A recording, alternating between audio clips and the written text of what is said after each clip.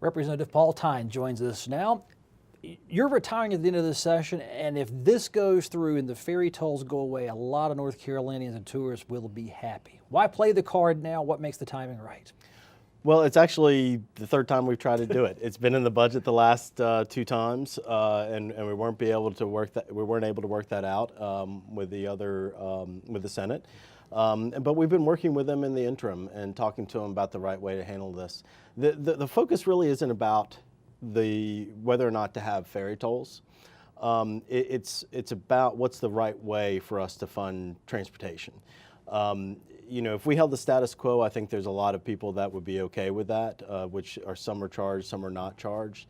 But the main point is every other system in our highway system for operations and management, there's no tolls, nowhere else in our system.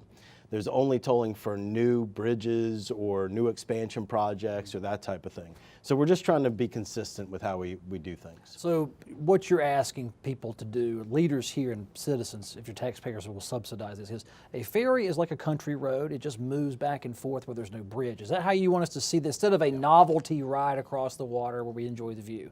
Yeah, the ferry system they're floating bridges. And really, if the reason that they exist is because we decided that it was more economical to maintain a ferry system in certain areas, because we used to have a lot more ferries, and then we bridged those routes. And to do just the 5 reasonable routes, it would cost us over $1 billion. We have 7 routes total, and it only costs us $39 million a year right now. How is business with the ferries? I mean, a lot of us don't live on the coast. They're just one of those things we ride on it once a summer or twice a summer. But it is important if you live and work on those barrier islands. Business good, or is it raising enough money for you to run the ferries as it is? Well, you mean are the tolls that we're collecting right now? Right. Is it enough? Are things going well, and you're just trying to help them out more, or are the ferries struggling? Okay. So our main issue is that we have an old fleet. And old infrastructure.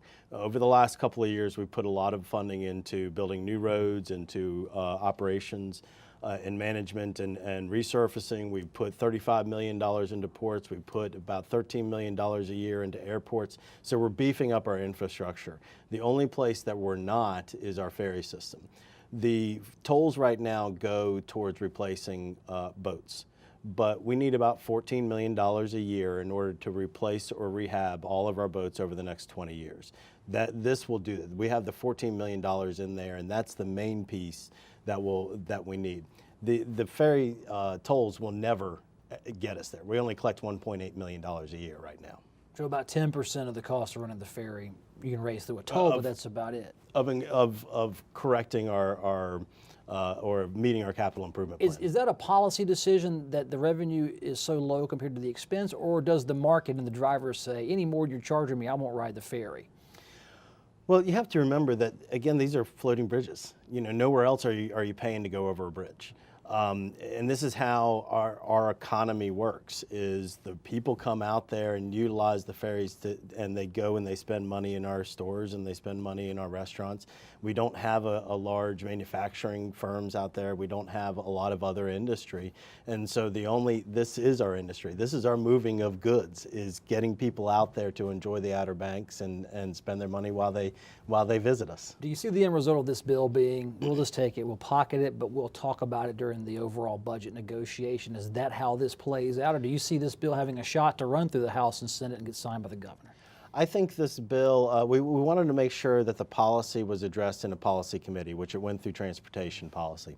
And I think you're going to see that it's going to be proposed inside of the transportation portion of the budget, so that we have it in the context, because it does spend money, spends $14 million new dollars, and so the budget is the appropriate place for us to take a look at it. Well, congratulations on your service to North Carolina. You are retiring at the end of this term. At the end of the term, I don't think you're stepping down early, but you'll be represented. But you won't be in Raleigh necessarily, so we may not be on the show again.